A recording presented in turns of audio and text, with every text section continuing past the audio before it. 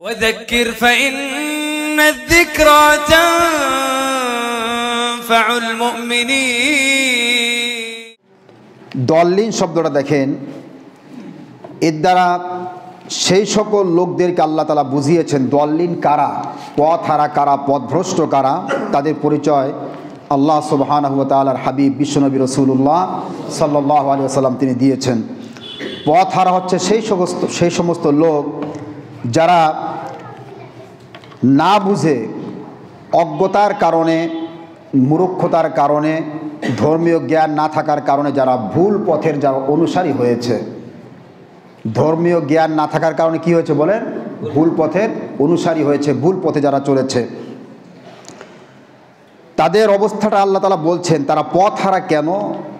এর কারণ হচ্ছে যে তারা অজ্ঞতার কারণে, ধর্মীয় জ্ঞানের অভাবের কারণে তারা নবীদেরকে আল্লাহ রাব্বুল আলামিনের সমকক্ষ তারা করেছিল, বলে নাউজুবিল্লাহ। এখন আমরা প্রথমে যে বিষয়টা আলোচনা করবো, এটা আপনারা মনে একটা জিনিসটা বুঝতে পেরেছেন যে তাদের সবচেয়ে বড় অপরাধ যেটা ছিল খ্রিস্টানদের, এখানে খ্রিস্টানদের কথা বলা হচ্ছে, তারা না জেনে, ধর্মীয় জ্ঞান না থাকার কারণে, মূর্খতার কারণে তারা নবীকে, ব্যক্তিকে তারা কার সমকক্ষ করেছে বলেন? আল্লাহর সমকক্ষ, আল্লাহর সমপর্যায়ে তারা নিয়ে গিয়েছে। এটা আমরা সকলেই বুঝি। দুনিয়াতে যদি আমরা একটু তাকিয়ে দেখেন, দুনিয়াতে সাধারণ মানুষ যারা, এই মানুষের একটা পদে মনে করেন একটা মানুষ আছে, মনে করেন একটা পদে একটা মানুষ আছে, ওই পদে আর একটা মানুষ যদি কেউ দাবি করে, তাহলে কি যে লোকটা আসলে পদে আছে সেই লোকটা কি মনক্ষুণ্ণ হবে কি হবে না বলেন? দারুণ সে রাগ হবে। এই দুনিয়াতে আপনি আমি শিরক পছন্দ করি নিজের ব্যাপারে। আপনি একটা দোকান দিয়েছেন মনে করেন, সেই দোকানের মালিক আপনি, টাকা পয়সা সব কিছু আপনার। কেউ গিয়ে যদি এখন দাবি করে যে আমি আর তোমার সাথে শরিক, এটা আপনি মানবেন? মানবেন না। আল্লাহ বলেছেন লাইসা কামিসলিহি শাইউন, কোনো কিছুই আমি আল্লাহর মতো না, বলেন সুবহানাল্লাহ। পৃথিবীতে আল্লাহ তাআলা সবচেয়ে বেশি রাগ হন যে অপরাধটার কারণে, সেটা হচ্ছে শিরক। সেটা কি বলেন? আল্লাহ বলছে আমি এটা মাফ করব না। এইটা নিয়ে যদি কেউ আমার কাছে আসো, তার কোনো উপায় থাকবে না। এই শিরক ছাড়া যত গুনাহ আছে সব ক্ষমা করবো, কিন্তু এইটা নিয়ে যদি কেউ আমার কাছে আসো যে আমার সাথে কাউকে শরিক করেছিলে, সে যে হও না কেন আমি তাকে ক্ষমা কোনো দিন করবো না। এখন দেখেন, এই অজ্ঞতার কারণে মানুষ, শুধু ধর্মীয় জ্ঞান না থাকার কারণে মানুষকে আল্লাহর পর্যায়ে পৌঁছে দিয়েছিল, নাউজুবিল্লাহ। এই জন্যে দেখেন মূর্খতাটা, অজ্ঞতাটা, এটা ইসলামের বড় একটা অপরাধ। আপনারা সবাই জানেন আমাদের কোরআনুল কারিমে আল্লাহ তাআলা যে আয়াতটা সর্বপ্রথম নাজিল করেছেন, সে আয়াতটি কি বলেন? ইকরা বিসমি রাব্বিকাল্লাযী খালাক। তার মানে হচ্ছে যে তোমরা পড়ো তোমার রবের নামে। ইসলামে সর্বপ্রথম কোরআনের কালিমা লা ইলাহা ইল্লাল্লাহ আল্লাহ নাজিল করেন নাই। কি নাজিল করেছেন? ইকরা বিসমি রাব্বিকাল্লাযী খালাক। লা ইলাহা ইল্লাল্লাহ সমস্ত নবীদের দাওয়াত ছিল, এটা রাসূলের দাওয়াত। কিন্তু আলাদা করে নবী করিম সাল্লাল্লাহু আলাইহি সাল্লামের উপরে আল্লাহ তাআলা সর্বপ্রথম ইকরা নাজিল করে কি বুঝাইলেন? ইসলামে কোনো ব্যক্তির না জেনে, না পড়াশোনা করে থাকার কোনো সুযোগ ইসলামে নাই। এত গুরুত্ব ইসলামে পড়াশোনার, শিক্ষা, এত গুরুত্ব ইসলাম দিয়েছে যে সর্বপ্রথম বাণীটাই আল্লাহ তাআলা পড়ার কথা বলেছেন। সুবহানাল্লাহ বলবেন না? এই পৃথিবীতে কোনো ধর্ম আপনি দেখাইতে পারবেন যে ধর্মের প্রথম বাণীটা পড়ো? কোনো ধর্মের মধ্যে নাই। আমার ধর্মের শিক্ষাটাকে এত বেশি গুরুত্ব দেওয়া হয়েছে যে আল্লাহ তাআলা সর্বপ্রথম বাণীটাই তিনি নাজিল করেছেন পড়া নিয়ে, বলে ইকরা বিসমি রাব্বিকাল্লাযী খালাক। কেন? যে এই অজ্ঞতার কারণে মানুষ যখন আল্লাহর ঐশী জ্ঞান, ওহী, হোলি স্পিরিট যেটাকে আমরা বলি, ঐশী জ্ঞান থেকে যখন মানুষ মাহরুম হবে, বঞ্চিত হবে, আল্লাহর দেওয়া যে জ্ঞান, যে বিবেক, যে বুদ্ধি, যে শিক্ষা, এটা থেকে যখন মানুষ পিছপা হয়ে যাবে, তখন সে না দুনিয়াতে শান্তি পাবে না আখিরাতে সে নাজাত পাবে। কথা কি বুঝতে পেরেছেন? আপনারা দেখেন এই যে আমার কাছে যে কোরআনটা আছে, যে কোরআন, এই যে কোরআনটা, এটা হচ্ছে পৃথিবীর সমস্ত জ্ঞানের ভান্ডার। সমস্ত জ্ঞানে কি বলেন? সুবহানাল্লাহ বলবেন না? কিন্তু আপনি আমি বুঝি না, সেটা ভিন্ন বিষয়। কোরআন আপনার আমার কাছে কোনো মূল্য নাই, এটা একটা ভিন্ন বিষয়, কিন্তু এই কোরআনটা যে কী জিনিস এটা আপনি না বুঝলেও যারা কোরআন নিয়ে যারা গবেষণা করছে গোটা বিশ্বে তারা কিন্তু বোঝে যে কোরআনটা কী জিনিস। এই পৃথিবীটা কোরআনের জ্ঞান শূন্য হওয়ার কারণে গত সপ্তাহে আমি বলেছি আপনাদেরকে, আপনি যত বুদ্ধিজীবী হন, যত বেশি পলিটিক্যাল আপনি হন, যত বেশি আপনি রাজনীতিবিদ হন, যত বড় শিক্ষিত হন না কেন, আপনি কোনো শিক্ষা দিয়ে পৃথিবীতে কাঙ্ক্ষিত শান্তি আপনি আনতে পারবেন না। এটা আপনারা তো বুঝবেন, বুঝলে তো বাস্তবতা আপনি বুঝবেন, আপনার উদাহরণ দিলে বুঝবেন। পৃথিবীতে শিক্ষার কোনো অভাব আছে বলেন? আজ থেকে 40 বছর আগে বাংলাদেশে এতগুলো ইউনিভার্সিটি ছিল না। ছিল এতগুলো কলেজ ছিল, এতগুলো মাদ্রাসা ছিল না। আপনি 40 বছর আগে একজন বয়স্ক লোক আর এখন একজন ইয়াং যুবক যে ভার্সিটি পড়ুয়া, আকাশ আর জমিন তফাৎ হবে আখলাক এবং চরিত্রের দিক থেকে। একটা বয়স্ক মানুষ সে যতটা চরিত্রবান এখন এই মুহূর্তে, আপনি একটা যুবকদের সেরকম পাবেন না, আপনি কষ্ট হয়ে যাবে আপনার জন্য। শিক্ষা যত বাড়ছে আমার সমাজে পুরো বিশ্বব্যাপী, এই জন্য জাতিসংঘের মহাসচিব, ভদ্রলোকের বাড়ি পর্তুগাল বাড়ি, উনি স্পষ্ট বলেছেন যে গোটা পৃথিবীটা আস্তে আস্তে অশান্ত হয়ে উঠছে, অশান্ত। খ্রিস্টানদের যিনি সবচেয়ে বড় পোপ, যিনি ধর্মীয় গুরু ইটালিতে, রোমের ভ্যাটিকান সিটিতে, তিনি বলেছেন গোটা বিশ্ব জুড়ে যে অশান্তির পিছনে আমেরিকা এবং ইউরোপ দায়ী। তিনি নিজে বলেছেন, সে তো আমাদের ধর্মের না, সে তাদের ধর্মের ক্যাথলিক ধর্মীয় গুরু। তিনি বলেছেন গোটা বিশ্ব জুড়ে অস্ত্রের যে মহড়া চলছে, নির্যাতিত নিপীড়িত মানুষ, শিশু মানুষকে হত্যা করার জন্য দায়ী একমাত্র আমেরিকা এবং কারা বলেন? ইউরোপেরা। সে নিজে বলেছে তো পোপ। আমাদের চেয়ে আমেরিকা এবং ইউরোপ পৃথিবীতে যতগুলো বড় বড় ইউনিভার্সিটি, অক্সফোর্ড বলেন, ক্যামব্রিজ বলেন, হার্ভার্ড, সব বড় বড় ইউনিভার্সিটি সব আমেরিকা এবং ইউরোপে। ক্যামব্রিজ, তারপর হার্ভার্ড তো আমেরিকাতে, অক্সফোর্ড ব্রিটেনে। এই যে ইউনিভার্সিটিগুলো থেকে যারা বের হচ্ছে তারা এক একটা বড় বড় সন্ত্রাসী হয়ে বের হচ্ছে, ওরা বিশ্বব্যাপী তারা সন্ত্রাস করছে নিজেরা, আর সব দোষ চাপাচ্ছে ইসলামের উপরে। এগুলা আমাদের দেশে অনেকে মানুষের ভালো লাগে না এগুলোর কথা শুনলে। হুজুর রাজনীতির কথা, হুজুর কপাল পরা বোঝো রাজনীতি কারো কয়। ওটা বিশ্ব জুড়ে আজ ওই সমস্ত ইউনিভার্সিটি থেকে তৈরি হচ্ছে জো বাইডেন, তৈরি হচ্ছে নেতানিয়াহু, তৈরি হচ্ছে মোদি। এরা বড় বড় বদমাশ এবং কালপিট বের হচ্ছে সমস্ত ইউনিভার্সিটিতে, যারা গোটা বিশ্ব জুড়ে অস্থিরতা সৃষ্টি করে রেখেছে। এবং আমি তাদের বইগুলো আলোচনা একসময় আপনাদের সামনে আমি করবো, সেটা রোজার পরে, এখন না।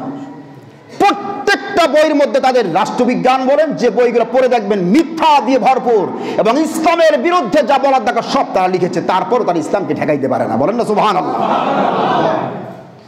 ওরা বই লিখেছে সভ্যতার সংঘাত নিয়ে, কি বই ওরা লিখেছে। গোটা বইটা ইসলামের বিপক্ষে আমেরিকা যে থিওরি এখন চালাচ্ছে গোটা বিশ্বটা, হান্টিংটনের বই, এই বইটা দিয়ে গোটা বিশ্ব তারা চালাচ্ছে। তারা তাদের প্রত্যেকটা পরতে ইসলাম বিদ্বেষী কথা দিয়ে তারা সেটা পুরো বইটা তারা ছাপিয়েছে। কিন্তু আপনার শুনলে আশ্চর্য হবে, সেই বইতে সে লেখক হান্টিংটন লিখেছে অদূর ভবিষ্যতে মুহাম্মদ বিজয় হয়ে বের হয়ে আসবে। বলেন সুবহানাল্লাহ। অদূর ভবিষ্যতে গোটা বিশ্বব্যাপী ইসলামের সভ্যতার ইসলাম কায়েম হয়ে যাবে, আমরা নষ্ট হয়ে যাব পশ্চিমা সভ্যতা। কারণ তাদের সভ্যতা অসভ্যতার উপরে, মিথ্যার উপরে প্রতিষ্ঠিত পশ্চিমারা, এই জন্য ওরা শেষ হয়ে যাবে। কি বলে ঠিক কিনা?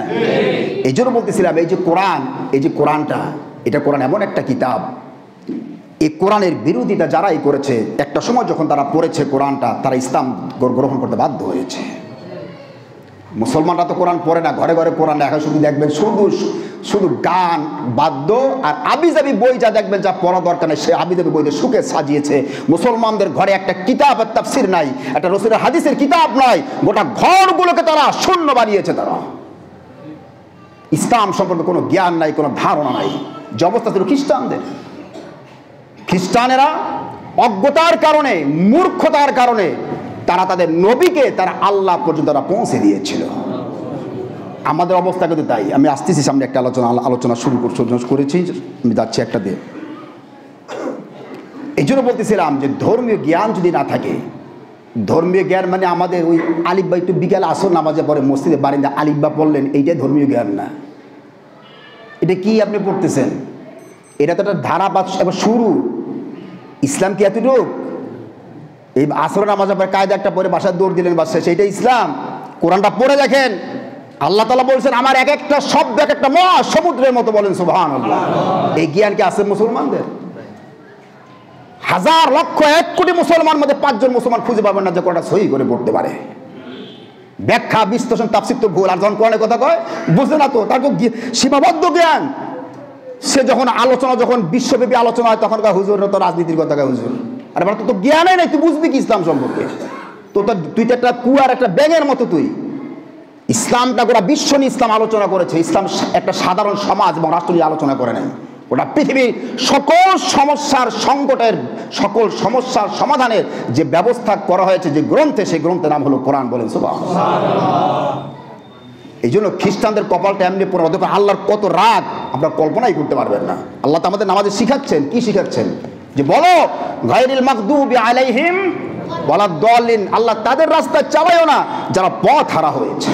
খ্রিস্টানরা কি হারা হয়েছে? কি হারা হয়েছে? পথ হারাইলে আমরা যে পথের কথা বলছি, এই পথটা জান্নাতের রাস্তা। কোন রাতের রাস্তা? জান্নাতের পথ হারাইলে কোন জায়গায় যাওয়া লাগবে? কোন জান্নাত। সে কথা আল্লাহ তাআলা বলছেন। খুব খেয়াল রাখবেন, মহব্বত এবং ভালোবাসা, ভক্তি, শ্রদ্ধা, এটি এমন একটা জিনিস, ইসলামে প্রত্যেকটা জিনিসের সীমারেখা ইসলাম টেনে দিয়েছে।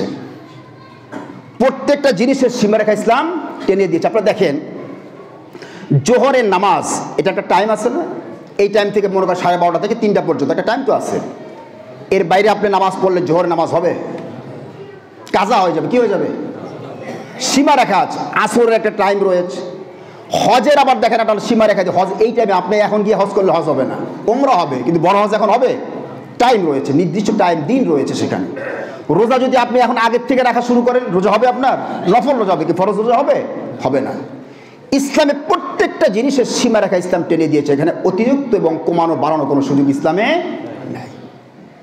ভালোবাসা, মহব্বত, কারো প্রতি ভক্তি, আমাদের নবী করিম সাল্লাল্লাহু আলাইহি ওয়াসাল্লাম, তার প্রতি আমাদের ভক্তি এবং ভালোবাসা এত বেশি থাকতে হবে, তার উপরে ঈমান না আনলে আমরা মুসলমান হইতে পারবো না। সুবহানাল্লাহ বলবেন না? কিন্তু সেই ভক্তিটাও একটা সীমারেখা রয়েছে। রসুলের প্রতি যে ভালোবাসা, সেটাটা কি আছে বলেন? রসুলকে আল্লাহ বানানো যাবে না, নাউজুবিল্লাহ বলবেন না? রসুলের ভালোবাসা থাকবে তার স্তর পর্যন্ত সীমাবদ্ধ থাকবে। আল্লাহর ভালোবাসা সকল ভালোবাসার চাইতে বেশি হবে। কি বলে, ঠিক কিনা? তো ভালোবাসা, ভক্তি, মহব্বত, এরও একটা সীমারেখা আছে। এই সীমারেখাটা মানুষ লঙ্ঘন করে তখন যখন নাকি তার মধ্যে ধর্মীয় জ্ঞান থাকে না। কি বলে, ঠিক না? দেখেন সাহাবারা, তাকান আপনারা, একজন আলেম সে যত বড় হোক না কেন, সে কোনোদিন একজন সাহাবীর মতো হবে না। তাম পৃথিবীর সমস্ত আলেমরা যদি এক পাল্লায় দাঁড়ায়, একজন সাহাবীর সমান হতে পারবে না, সম্ভব না। সাহাবীদের পরের যুগটাকে বলা হয় তাবিঈনদের যুগ। তাবিঈনদের থেকে এই পর্যন্ত যত আলেম পৃথিবীতে এসছে, হাজার কোটি আলেম পৃথিবীতে, তারা যদি এক পাল্লায় দাঁড় করানো হয়, সমস্ত আলেমরা মিলে, সব আলেম না, যারা ভালো আলেম তাদের কথা বলছি, ভণ্ডগুলা না, সমস্ত ভালো আলেমদেরকে যদি এক পাল্লায়, বসো বসো, সমস্ত ভালো আলেমদেরকে যদি এক পাল্লা রাখা হয়, সর্বশেষ একজন সাহাবী আছে, আমার নামটা এখন স্মরণ নাই, তিনি এক ওয়াক্ত নামাজের সময় পান নাই, সকালে ইসলাম গ্রহণ করেছেন, জোহরের আগে শাহাদাত বরণ করেছে, বলেন সুবহানাল্লাহ। সেই সাহাবীর মর্যাদা কোন পৃথিবীর সবের মধ্যে আব্দুল কাদের জিলানী আছেন, বুখারী আছেন, তিরমিজি আছেন, নাসাই আছেন, আবু হানিফা, বড় বড় আলেম, সকলকে এক পাল্লায় দাঁড়ার করানো হলেও ওই সাহাবীর মতো হইতে পারবে না, বলেন সুবহানাল্লাহ। স্তর, সমস্ত সাহাবীরা যদি এক পাল্লায় দাঁড়ায়, একজন নবীর সমান হতে পারবে না। কথা কি বুঝতে পেরেছেন? সমস্ত নবীরা যদি এক পাল্লায় দাঁড়ায়, নাউজুবিল্লাহ, আল্লাহর সমকক্ষ হইতে স্তর রয়েছে। আল্লাহ তার সমকক্ষ, আপনার কোরআনে কি বলেন, সূরা ইখলাসে কি বলেন? আলাম ইয়াকুল্লাহু কুফুয়ান, কেউ তার সমকক্ষ নয়, না শারীরিক দিক থেকে, অবয়বের দিক থেকে, না জ্ঞানের দিক থেকে, প্রজ্ঞার দিক থেকে, কোন দিক থেকে কেউ আল্লাহর সমকক্ষ নয়, বলেন সুবহানাল্লাহ। আল্লাহ বলছেন, আমি, আমার সমকক্ষ পৃথিবীতে কেউ, আমি আল্লাহ, আমি আল্লাহ। এই সীমাটা যে লঙ্ঘন করবে, একজনকে বাদ দিয়ে আরেকজনকে তার স্তরকে যখন বাড়াবে, আপনি যেখানে যার স্তর না তাকে যদি সেই স্তর আপনি নিয়ে যান, সীমাটা লঙ্ঘন করেন, আল্লাহ বলছেন তিলকা হুদুদুল্লাহ, এটি হচ্ছে আমার সীমারেখা, আমি এই সীমারেখা টেনে দিয়েছি। ومن يطع الله ورسوله يدخله جنات تجري من تحتها الانهار خالدين فيها। এই সীমারেখার মধ্যে যারা চলবে, আমি যেভাবে বলেছি এইভাবে মেনে যারা চলবে, আমার কথা আমার রাসূলের কথা, আমি আল্লাহ পাক তাদেরকে জান্নাত দিয়ে দেব, বলেন সুবহানাল্লাহ। আর ওয়ামান ইয়াসিল্লাহ ওয়া রাসূলহু ওয়া ইয়াতাআদ্দা হুদুদাহু ইউদখিলহু নারান খালিদান ফিহা, যে আমি আল্লাহর কথা আমার রাসূলের অবাধ্য হবে, আমার অবাধ্য হবে, ওয়া ইয়াতাআদ্দা হুদুদা, আল্লাহর সীমারেখা, যে আল্লাহ সীমারেখা টেনে দিয়েছেন, ওই বর্ডারকে যে ক্রস করবে, সে সীমারেখা যে পেরিয়ে যাবে, আল্লাহ বলছেন তার জন্য নারান খালিদান, আমি চিরস্থায়ী জাহান্নাম তার ফয়সালা করেছি। আল্লাহ সীমারেখা টেনে দিয়েছেন, আমি আল্লাহ। এটা নবীদের স্তর, আমার স্তরে কোনো নবীকে উঠাইতে পারবে না, কোনো ফেরেশতাকে আনতে পারবে না, এটা সীমারেখা। কেউ যদি কোনো নবীকে, কোনো ফেরেশতাকে, কোনো মানুষকে আল্লাহর সমকক্ষ নিতে, সাথে সাথে সে কাফের হয়ে যাবে। কি হয়ে যাবে বলেন? এই কাজটাই করেছে খ্রিস্টানেরা। পৃথিবীতে কোন ধর্ম, হাজারো ধর্ম পৃথিবীতে আছে, রাসূলের যুগে যারা মুশরিক ছিল তারা লাত উজ্জাকে আল্লাহর সমকক্ষ বানিয়েছিল, মূর্তিগুলাকে, দেবদেবীকে। তারা দেবদেবীর কাছে যে সন্তান চাইতো, রিজিক চাইতো, আল্লাহ বলছে ওদের কাছে যাও কেন তোমরা? তারা বলছে লিয়াকাররিবুনা ইলাল্লাহি যুলফা, এই লোক, এই দেবদেবীগুলো আমাদেরকে আল্লাহ পর্যন্ত পৌঁছে দেবে। আল্লাহ বলছে ওরা আমার কাছে তো পৌঁছে দেবে, তোমাদেরকে ওদের তো প্রথমে জাহান্নামে ওইগুলোই ফেলাবো। ইন্নাকুম ওয়া মা তা'বুদুন, তোমাদেরকে এবং তোমরা যাদের উপাসনা করো সবগুলোকে হাসাবু জাহান্নাম, আমি জাহান্নামের লাকড়ি বানাবো, খড়ি বানাবো। কত রাগ আল্লাহ জানেন আপনি শিরকের উপরে? পৃথিবীতে হাজার লক্ষ কোটি মানুষ শিরকের মধ্যে লিপ্ত, কি বলে ঠিক কিনা? হাজার ধর্ম রয়েছে। পার্সিয়ানরা 2 খোদায় বিশ্বাস করে। বিভিন্ন দেশে, বিভিন্ন অঞ্চলে, বিভিন্ন ধর্মের মানুষেরা অসংখ্য দেবদেবীর পূজা করে, আছে না এরকম? এই খ্রিস্টানেরা তারা 3 খোদায় বিশ্বাসী। কয় খোদায় বিশ্বাসী? খুব খেয়াল করবে, যারা মুসলমান অনেক জানে না, কিন্তু বোঝেও না মুসলমানেরা। আমার সামনে দেখেন এই যে ইঞ্জিল আছে, আজকে আপনি ইঞ্জিল থেকে শোনাচ্ছিস, এই ইঞ্জিলটা অনেকে পড়েন না, পড়বেন, পরে জানতে পারবেন। হযরত ঈসা আলাইহিস সালাতু ওয়াস সালাম, তিনি পয়গম্বর নবী ছিলেন, আমাদের নবীর আগের নবী। তিনি সমস্ত মানুষদেরকে, তিনি তো আমাদের নবীর কথা স্পষ্ট বলে গেছেন যে আমার পরে পৃথিবীতে একজন সাহায্যকারী আসবে তোমাদেরকে পরিত্রাণ উদ্ধার করার জন্য। রাসূলের ডিটেলস আলোচনা তাওরাতও আছে, ইনজিলও আছে। এই যেটা ওরা শেষ করেছে এটার মধ্যে আছে। কোনো ধর্মগ্রন্থ নাই, এমনকি বৌদ্ধ ধর্মগ্রন্থ যেটা, যে বৌদ্ধ গৌতম বুদ্ধ ঈশ্বরকে বিশ্বাস করতো না, সেই গৌতম বুদ্ধ আজ থেকে 2500 বছর আগে আমার নবীর সম্পর্কে ভবিষ্যৎবাণী করে গেছে, বলে সুবহানাল্লাহ। শ্রীলঙ্কা থেকে বই এসছে, সেই বইটা আমার কাছে আছে, সেই বইটা আমি পড়েছি। পৃথিবীর সমস্ত ধর্মগ্রন্থের মধ্যে আমাদের নবীর সম্পর্কে ভবিষ্যৎবাণী দেওয়া আছে। হযরত ঈসা আলাইহিস সালাতু ওয়াস সালাম, তিনি আমাদের আগের নবী, আমাদের নবীর আগের নবী। আমরা তার প্রতি শ্রদ্ধা ভক্তি তার প্রতি আছে আমাদের। কোনো নবীদের মধ্যে কোনো কটু বাক্য, কোনো খারাপ ধারণা করলে ইমান থাকবে না, এটা খেয়াল রাখবেন সবসময়। ঈসা আলাইহিস সালাম সমস্ত বিশ্ববাসীকে দাওয়াত দিয়েছেন। তিনি ওই সময় ছিলেন পৃথিবীতে, তার দাওয়াতের স্থানটা ছিল ফিলিস্তিন জুড়ে। ওল্ড টেস্টামেন্টে এসছে যে তিনি বলেছেন আমাকে শুধুমাত্র ইহুদিদের মধ্যে দাওয়াত দেওয়ার জন্য পাঠানো হয়েছে। তিনি বিশ্ব নবী ছিলেন না, তিনি ছিলেন আঞ্চলিক ভিত্তিক নবী ছিলেন। কি নবী ছিলেন? ফিলিস্তিনের, বৃহত্তর ফিলিস্তিনের জন্য। আর আমাদের নবী ছিলেন ইয়া আইয়ুহান নাস ইন্নী রাসূলুল্লাহি ইলাইকুম জামিআ, আমি গোটা পৃথিবীর জন্য বিশ্ব নবী, বলেন সুবহানাল্লাহ।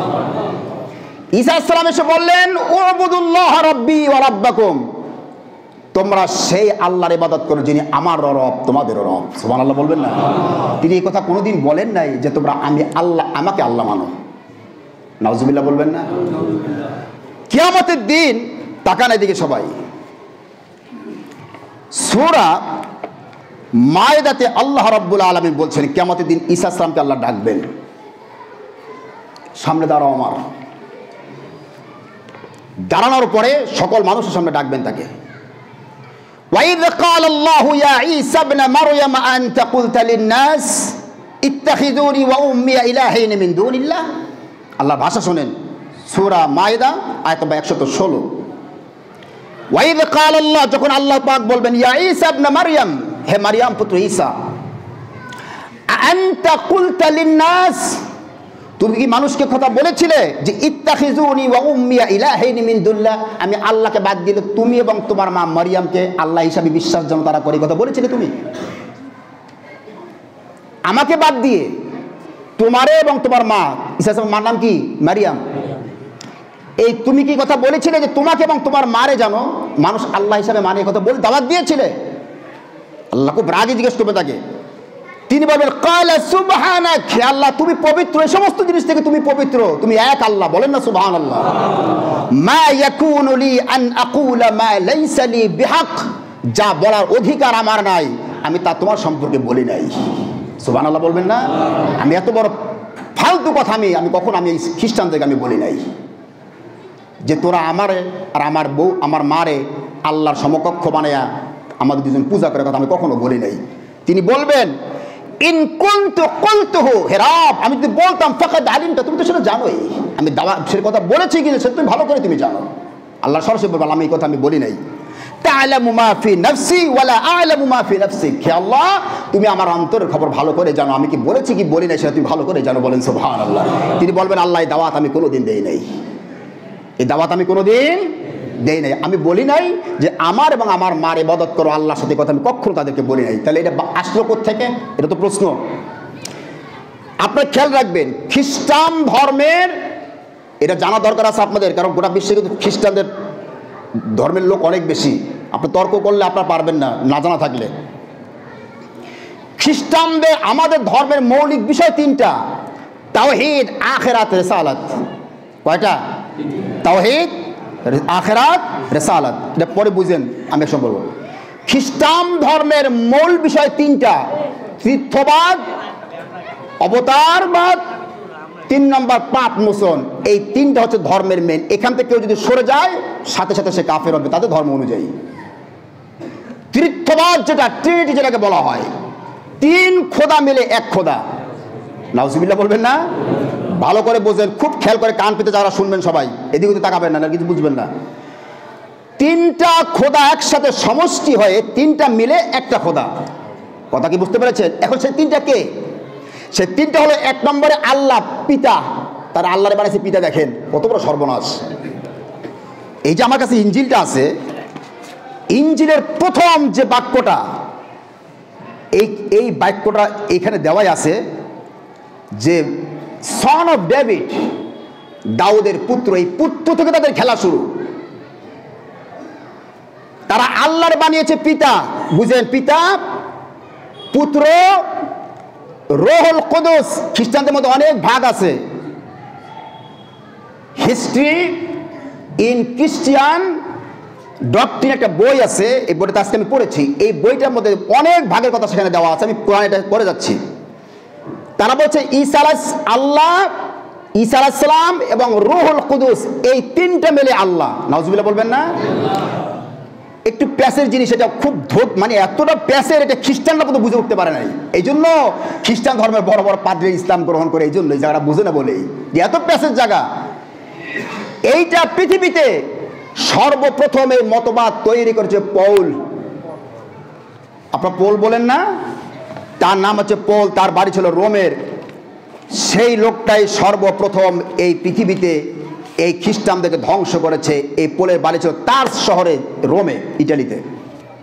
সে সর্বপ্রথম পৃথিবীতে খ্রিস্টানদেরকে সর্বনাশ করেছে। তার কথাগুলো তারা মেনেছে। ভণ্ড ধর্মীয় গুরু ছিল পৌল, নাম ছিল শোল, পরে পৌল ধারণ করেছে।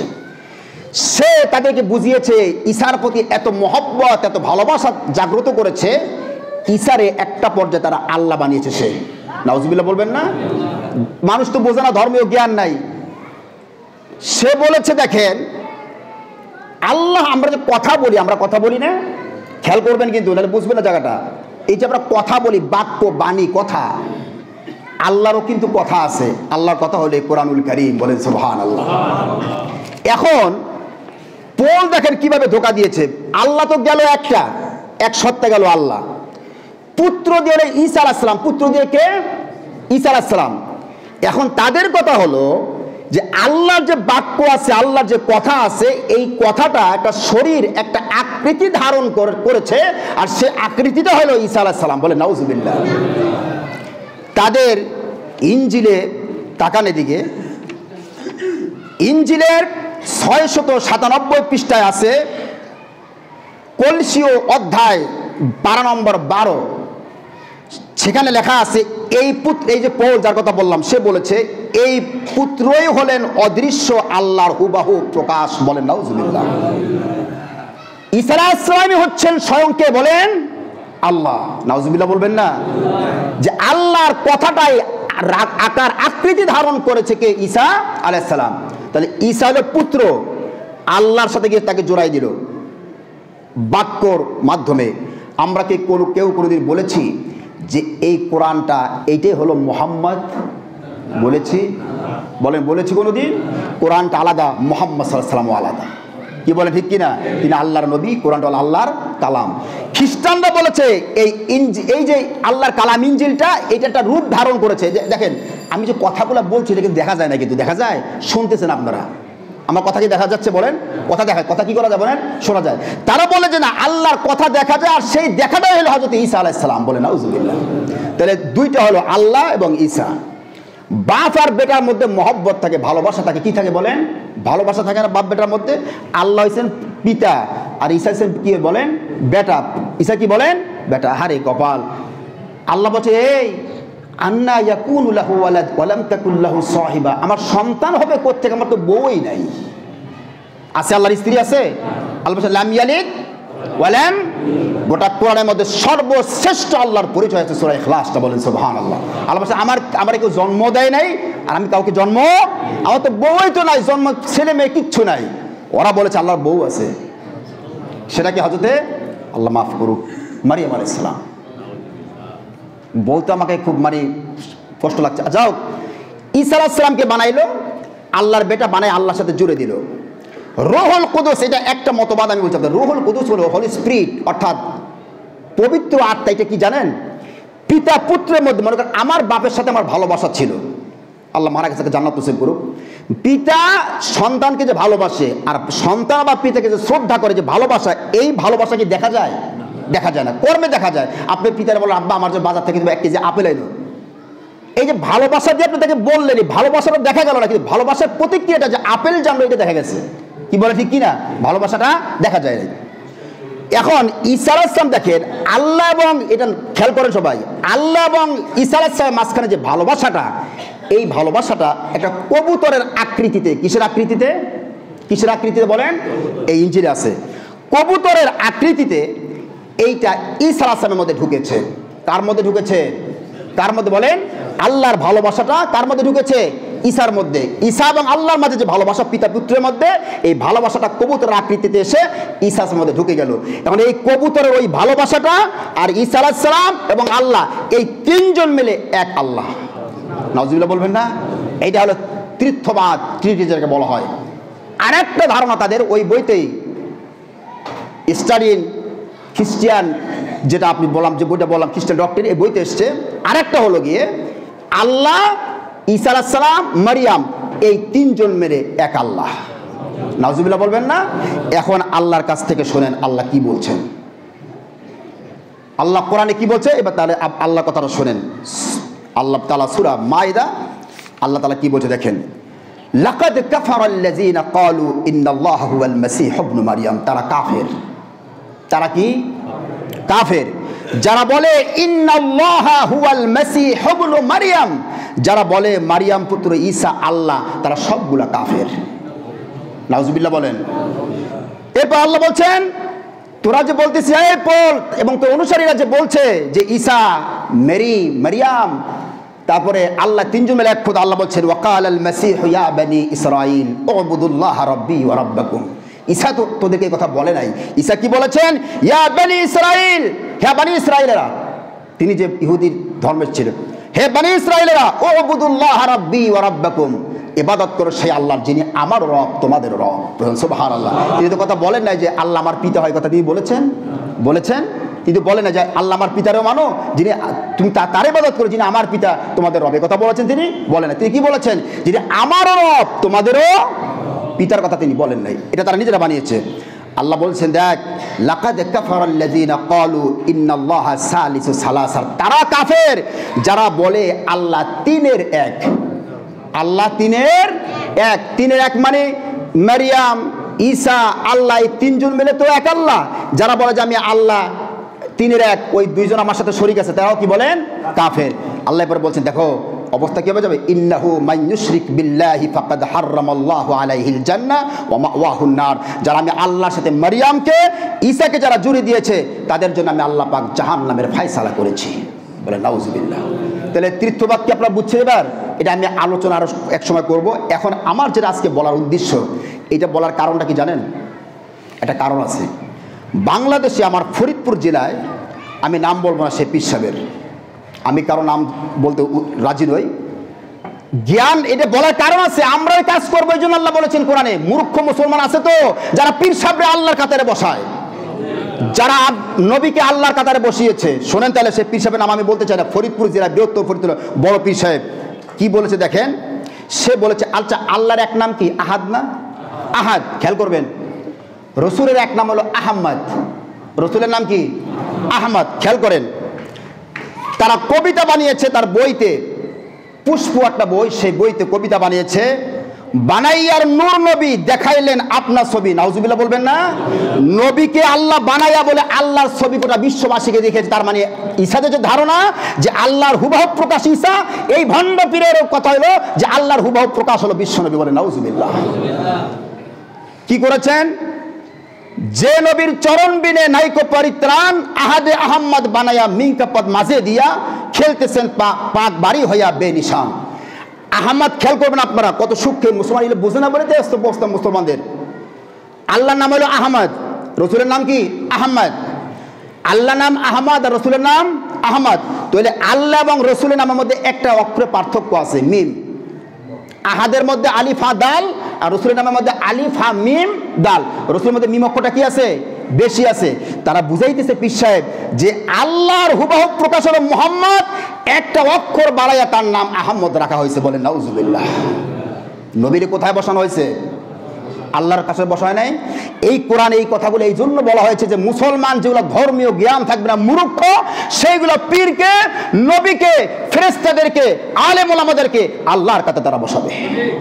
কি বলে ঠিক কিনা? সৌদি আরবে পারে না কেন?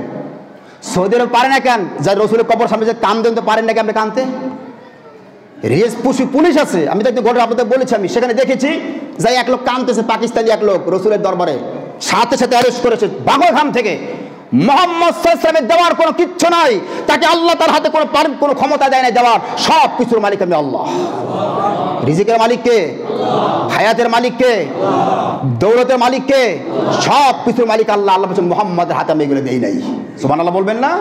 এই জন্য রসুলের কাছে হায়াত, তার কাছে ছেলে চাওয়া, তার কাছে মেয়ে চাওয়া, তার কাছে হায়াত চাওয়া কোনো ব্যক্তির কাছে সম্পূর্ণ হারাম। এটাকে আল্লাহর কাছে সমকক্ষ করা শামিল। বলে নাউজুবিল্লাহ। এই জন্য কোনো মুসলমান মাজারে যায় কার কাছে কি চাবেন? দরকার হবে মসজিদে আসবেন, এখানে যে সেজদায় বসে কাঁদবেন, আল্লাহ দিবে, পৃথিবীর কোনো কেউ দিতে পারবে না আপনাকে। কি বলে ঠিক কিনা? এটা হচ্ছে আমাদের আকীদা। নবী দিতে পারবে না, পীর, গাউস, আল্লাহর ওলি, আলেম, ওলামা, মুফতি যে হোক রিজিক দিতে পারবে না, ক্ষমতা দিতে পারবে না, টাকা পয়সা দিতে পারবে না, হায়াত দিতে পারবে না, মৌতের মালিক, সব কিছুর মালিককে। এটা বিশ্বাস করতে মুসলমানদের মনে প্রাণে। ঠিক আছে কিনা বলেন? কোনো মাজারে যাবেন না, কোনো মাজারে যাবেন না, বিপদে পড়বেন মসজিদে আসেন, আল্লাহর কাছে কাঁদবেন, সব ফয়সালা আল্লাহ করবেন। কি বলে ঠিক কিনা? নামাজ যে বলেছেন ইয়াকা নাবুদু, বলেন ইয়াকা নাবুদু ওয়া ইয়াকা নাস্তাইন, তোমার ইবাদত করি, তোমার কাছে সাহায্য চাই, কোনো পীরের কাছে সাহায্য চাই না। দৌড়ে যাবেন কেরামতি মাজারে, যখন কেরামতি পাশ দিয়ে যাবেন শুধু আসসালামু আলাইকুম বলবেন, উনি পীর সাহেব ছিলেন বহুত বড়, আমরা তার জন্য দোয়া করব। কিন্তু খবরদার কেরামতি মাজারে মুরগি, কবুতর, ছাগল, গরু সম্পূর্ণ হারাম, হারাম, হারাম দেওয়া যাবে না। যদি তাই দেওয়া যায় হয়তো পৃথিবীর সর্বশ্রেষ্ঠ মাজার মুহাম্মদুর রাসূলুল্লাহ, তার মাজারে যারা গেছেন তারা দেখেছেন একটা গরু নাই, একটা ছাগল নাই, একটা দুম্বা নাই। যদি দেওয়া যায় হয়তো মুসলমানদের কলিজাটা ফেরে মুসলমান দিতে, এরকম মুসলমান পৃথিবীতে আছে। কি বলেন ঠিক কিনা? কোনো মাজারে কিচ্ছু দেওয়া যাবে না। খেয়াল থাকবে, চাবেন কার কাছে? কার কাছে? বিপদ থেকে উদ্ধার কে করবে? আল্লাহ। পৃথিবীর কোনো মানুষ আল্লাহর সমকক্ষ নয়, আল্লাহ সব কিছুর মালিক। বলেন সুবহানাল্লাহ। আমরা সবাই এটা আল্লাহ সকলকে মানার বোঝার তৌফিক দান করে।